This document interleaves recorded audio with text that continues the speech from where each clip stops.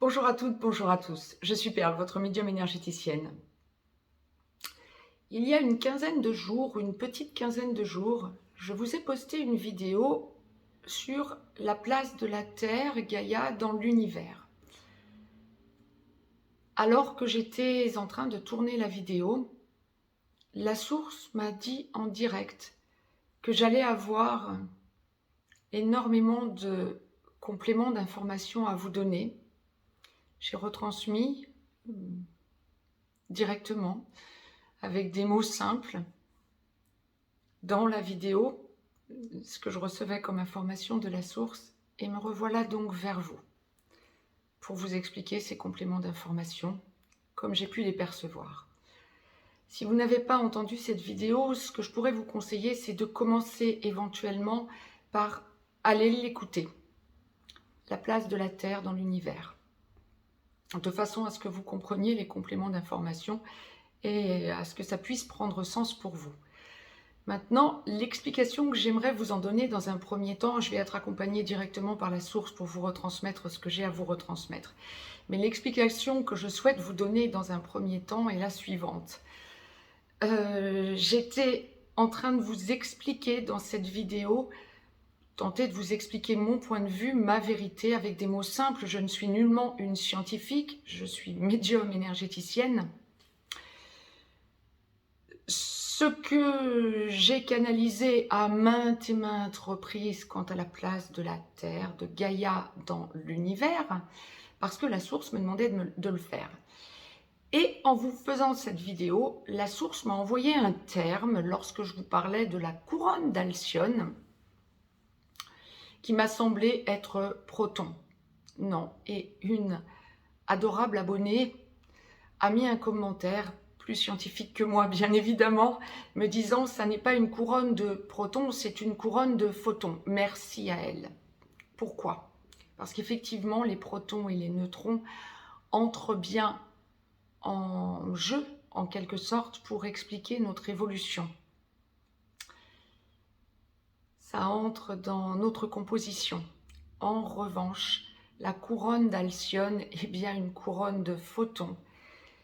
Et je vous ai posté donc cette vidéo relative à la place de la Terre dans l'univers peu avant le week-end de la semaine dernière.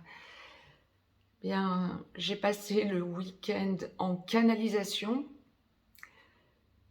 Ça m'a beaucoup chamboulé. Je recevais en permanence des canalisations de la source pour comprendre effectivement la suite que je ne pouvais vous dire puisque je ne l'avais pas encore.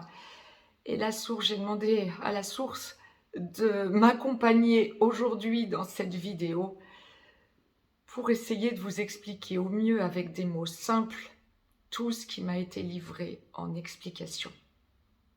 Donc, nous allons nous y mettre gaiement. Rien de scientifique, je vais vous l'expliquer en termes simples. Mais effectivement, nous sommes dans une période particulière où la Terre, comme le système solaire, comme toute la Voie lactée, le système solaire appartenant à la Voie lactée, la Voie lactée est en fait de multiples systèmes solaires, comme toutes les autres galaxies. La Voie lactée est en train d'enclencher une descente en passant dans cette couronne d'Alcyone, donc faite de photons. Et les photons, bien, il se trouve que ça active tout l'électromagnétisme de la galaxie, donc du système solaire et de la Terre. Et la source m'envoie très clairement qu'il n'y a pas que la Terre qui est impactée par des changements en série. Alors, je ne suis nullement en train de déculpabiliser l'être humain de sa responsabilité quant au réchauffement climatique. Mais la source m'a clairement envoyé en fin de semaine dernière, durant toute cette canalisation qui a duré 48 heures, que c'est aussi, et au moment où l'être humain a été le moins scrupuleux quant aux usages faits des ressources naturelles de Gaïa, c'est aussi le moment où le changement climatique se serait enclenché, quoi qu'il en soit, parce que le changement climatique ne touche pas que la Terre, mais touche tout notre système solaire et toute notre galaxie, et c'est lié au passage dans cette couronne de photons d'Alcyone qui active et surchauffe toutes les particules composant notre galaxie. C'est un fait qui se passe et c'est là que ça devient intéressant clairement. Alors, tout va être intéressant et il n'y a pas besoin d'être scientifique. En tout cas, moi, ça m'a scotché et passionné, je vous le dis franchement. Cette, non seulement inversion des pôles, ce réveil de tous les tous les volcans à l'heure qu'il est, cette fonte des glaces, etc., et global, général. Nous avons même des planètes de notre système solaire qui semblent changer d'état. La source me l'envoyait très clairement et il me le confirme d'ailleurs. C'est à ce moment-là que l'on m'envoie de vous le transmettre, donc effectivement. Et ça touche notre système solaire, comme cela touche bien sûr tous les systèmes solaires de notre galaxie, la Voie lactée. La Voie lactée est en train d'occasionner une descente. Elle marche en spirale. Oui, en spirale. Je suis en train de vous dévoiler ce qu'il y a ensuite à comprendre. Mais elle marche en serpentant autour de cette couronne d'Alcyone. Pour qu'elle fasse une montée, une descente et une remontée complète, il faut compter environ 26 000 ans. Donc, tous les 13 000 ans, alors que nous sommes sur une montée, nous allons atteindre le bas, puis remonter pendant les 13 000 ans qui suivront. Et à chaque fois, à l'intermédiaire de cette descente ou de cette montée, nous traversons cette fameuse couronne d'Alcyone faite de photons, entre autres. Et donc, cette couronne d'Alcyone active des choses surpuissantes et ce passage dans cette couronne d'Alcyone dure environ 2000 ans. Comme nous venons d'enclencher l'ère du Verseau et que une ère compte environ 2000 ans, bien tout l'ère du Verseau va se passer dans cette couronne d'Alcyone en quelque sorte, et donc titiller, exacerber tout l'électromagnétisme de la galaxie. À chaque fois que nous avons été, alors nous l'avons connu mais largement dans des vies antérieures, n'est-ce pas? À chaque fois que nous avons été dans des montées pour atteindre donc un bas vers le haut, nous avons été dans des périodes un petit peu à l'instar de ce qui se passe de la pleine lune à la nouvelle lune. On expanse, et généralement ça ne va pas se faire dans la finesse, ce qui a été mis en place de la montée à la descente précédente. À savoir, on va en arriver à des destructions, à des égos exacerbés et à l'exacerbation de l'unité de chacun. Lorsque l'on est, mais par contre à la construction aussi, à la recherche de l'évolution de la civilisation à prendre en considération. Lorsque l'on est dans des descentes, on va plutôt aller vers l'amour inconditionnel qui va être exacerbé à chaque fois, aussi bien pour les montées en puissance dans les recherches et aboutissements de civilisation que dans les descentes, exacerbées par le passage dans cette couronne d'Alcyone. Et là, nous sommes dans la descente et nous passons dans cette couronne d'Alcyone pour toucher le fond, donc dans environ 7500 ans, 6500 ans, pardon. Et donc, nous sommes vraiment avec cette ère du Verseau que nous avons enclenchée en 2012, dans le besoin de ressentir l'amour inconditionnel, véhiculé tout particulièrement par l'électromagnétisme global.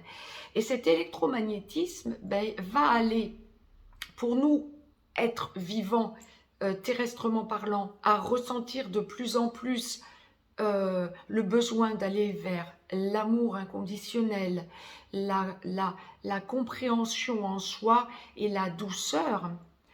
Pour la Terre, c'est l'inversion des pôles, comme pour d'autres planètes qui changent, même pour les planètes gazeuses, d'état, hein, quand on va s'en arrêter au système solaire. C'est valable pour toute la galaxie, puisque c'est la galaxie qui a entamé ce passage dans l'anneau de Photon. Donc, pour la Terre, c'est l'inversion des pôles, que les scientifiques s'accordent à dire qu'elle s'accélère de façon imprévue, oui, puisqu'on n'a pas le retour de ce qui s'est passé antérieurement, il y a 13 000 ans, bien évidemment, quand bien même par les calottes glaciaires, il semble que ce soit beaucoup plus lointain, bien non, pas du tout. En quelque sorte, ce qui est beaucoup plus lointain, comme la source me l'a envoyé, c'est qu'à chaque fois, ça n'occasionne pas nécessairement la fonte totale des glaces ou la fonte des glaces ou les volcans qui se réveillent en tous sens. Pas forcément tous les 13 000 ans au passage de cet anneau de Photon. Non, mais en revanche, c'est un passage qui dure environ 2000 ans. Donc, écoutez, vous qui entendez cette vidéo, prenez votre mal en patience, je vous le dirai un petit peu sur le mot d'humour, mais surtout calez-vous sur les nouvelles énergies. Et puis dites-vous que tous les changements que vous sentez qui s'opèrent en vous, c'est juste aligné, c'est juste normal. Vous êtes artisan de lumière, vous avez besoin de véhiculer votre lumière, vous ressentez de plus en plus que vous êtes dans le cœur, que vous êtes dans votre âme, vous ressentez les changements, les vibrations différentes en vous, et vous sentez que vous avez besoin de vous poser sur de nouveaux taux vibratoires, c'est normal. Autre chose de fondamental. J'ai très longtemps, et je le fais encore par passion, fait de l'astrologie et de la numérologie occidentale, astrologie occidentale.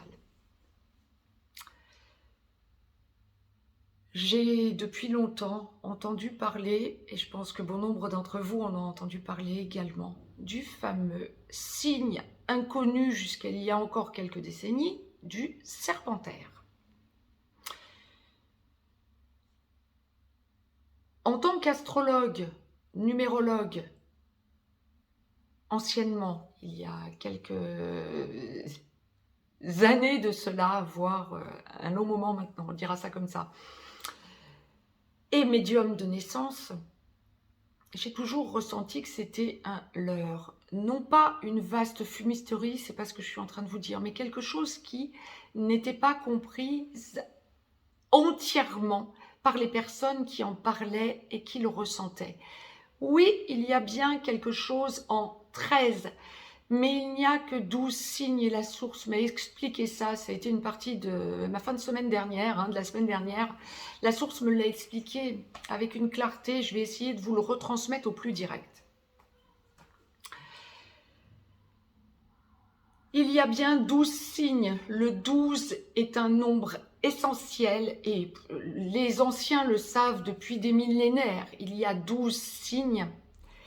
Beaucoup de choses, l'immense majorité des choses, d'ailleurs j'ai envie de dire, la source me reprend, marche par 12 quant à la hauteur du cosmos. Dans le cosmos,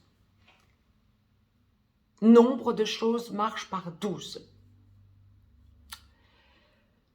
Pour notre système solaire, nombre de choses marchent par 7. Et pour la Terre, nombre de choses marchent par 4. Ça ne signifie pas que les nombres 1, unité, unicité, 2, couple, amour inconditionnel, 3, formation de la famille et protection de la famille. Je vous le dis au plus direct. 5, le changement. 6, véhiculer cet amour inconditionnel. 8, la compréhension. Et 9, l'aboutissement d'un cycle, ne sont pas des nombres importants. Bon nombre d'entre vous vont me dire, il y a 11 et 22 également, en maître nombre. Oui, bien sûr.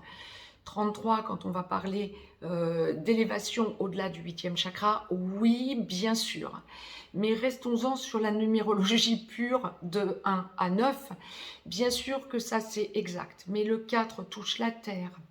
Le 7, notre système solaire. 7 jours.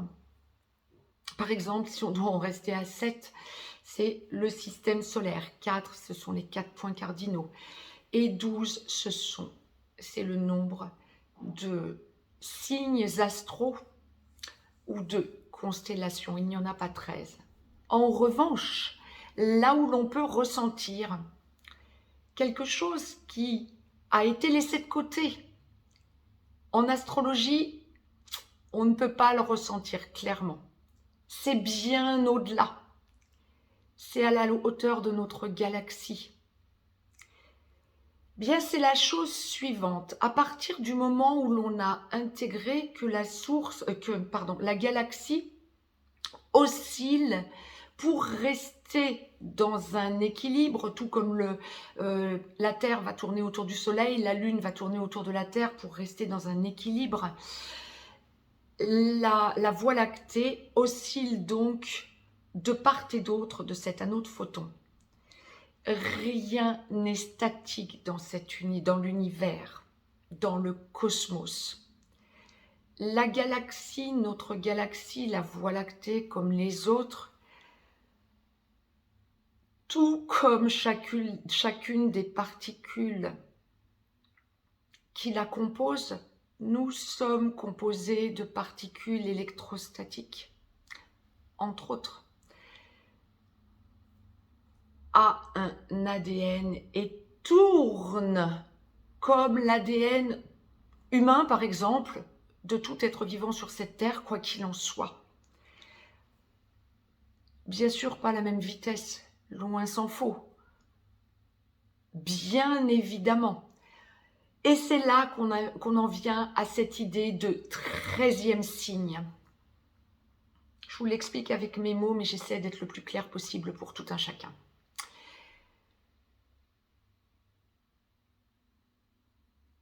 En oscillant, la Voie lactée ne fait pas qu'aller en dessous et au-dessus de cet anneau de particules photoniques de l'anneau d'Alcyone. Elle tourne en même temps par rapport à son propre ADN. Là, la Voie lactée nous fait passer, nous terriens, le système solaire duquel nous dépendons, dans l'anneau de photons alors que nous venons d'enclencher l'ère du Verseau. Dans 13 000 ans, nous allons en toucher le fond dans 6500 ans, grosso modo. Une totale vague faisant 12 972 ans, 25 972 ans, grosso modo 26 000 ans. Donc, puisque nous passons dans l'anneau de photons, dans 6500 ans en gros, nous allons en toucher le bas pour remonter. D'accord, c'est ce qui équilibre la Voie lactée. Et tous les 26 000 ans environ, 25 972 ans, la Terre a opéré en plus une rotation de son propre ADN. Ce qui fait que dans 13 000 ans, nous repasserons dans l'anneau de photons en remontée et nous serons à ce moment-là à l'ère du Lion, à l'opposé du Verseau. Mais quand nous arriverons à nouveau à repasser dans l'anneau de photons, nous ne serons plus en Verseau, nous serons en Capricorne. Et à la prochaine remontée, en Cancer. En parallèle de cela, donc, et d'où l'apparence et le ressenti des 13 signes. Ce ne sont pas 13 signes que l'on ressent terrestrement par rapport à notre système solaire. Ce sont 13 avancées sur le cadran solaire, l'équivalent de notre cadran solaire, par rapport à toute la Voie lactée. Alors bien sûr, dans 2000 ans, allez, là il y a une synchronicité, j'y reviens ensuite. Dans 2000 ans, nous passerons dans l'ère du Capricorne, au sortir donc de cet anneau d'Alcyone. Et je vous parlais dans 13 000 ans en Lion. Oui, évidemment, tous les 2000 ans, nous franchissons donc un signe dans le sens inverse des chakras, dans le sens inverse des aiguilles d'une montre. Et comme la Voie lactée tourne dans le même sens que notre ADN, que nos chakras, et que notre ADN aussi d'ailleurs, effectivement, ça fait l'impression qu'il y ait 13 signes tous les 26 000 ans. C'est pas à la hauteur, ça n'est nullement à la hauteur de notre système solaire et encore moins de la Terre. C'est à la hauteur de la galaxie. Effectivement, donc, cette impression qu'il y ait 13 signes zodiacaux est liée à ça, entre autres. Je vous parlais de l'ADN, autre chose. Je vous parlais de l'ADN de la galaxie qui est essentiel à intégrer, à mon sens, pour avoir une globalité, une vue d'ensemble de l'évolution de la Terre et de notre évolution par rapport au système solaire et vous poser. La Terre n'est pas en train de penser à disparaître, non. Quand bien même notre Soleil tourne effectivement autour d'un trou noir qui deviendra ultérieurement un trou blanc. La source me l'a effectivement confirmé lors de cette canalisation qui a donc duré 48 heures la semaine dernière. Ça signifiera à partir de là, quand la Terre, comme les autres planètes, entreront dans l'axe de ce trou noir et seront absorbés par ce trou noir qui deviendra ensuite un trou blanc, cela signifie que tout être vivant sur cette terre n'aura plus de raison de s'incarner et donc il n'y aura plus de raison pour que la Terre et les autres planètes de notre galaxie perdurent. Mais cela ne signifie en rien que l'on s'en arrête à notre système solaire. La galaxie tourne bien en s'équilibrant autour d'une espèce de soleil, je ne sais pas comment vous le dire autrement, Alcyone, hein, surdimensionné bien sûr par rapport à notre soleil à nous, vous imaginez bien. Tout comme est surdimensionné l'ADN de notre galaxie, de la Voie lactée. Je vous retransmets en direct ce que la source m'envoie. Les choses sont vraiment assez complexes à expliquer, mais je vous ai retransmis énormément de choses pour aujourd'hui.